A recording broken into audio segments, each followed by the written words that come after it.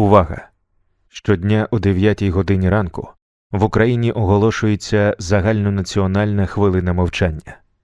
Просимо вас зупинитися, відкласти справи і подумки згадати дорогих вам людей, військових і цивільних, які загинули у російсько-українській війні.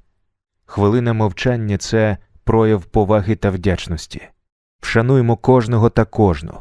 Будьмо гідними наших захисників і захисниць.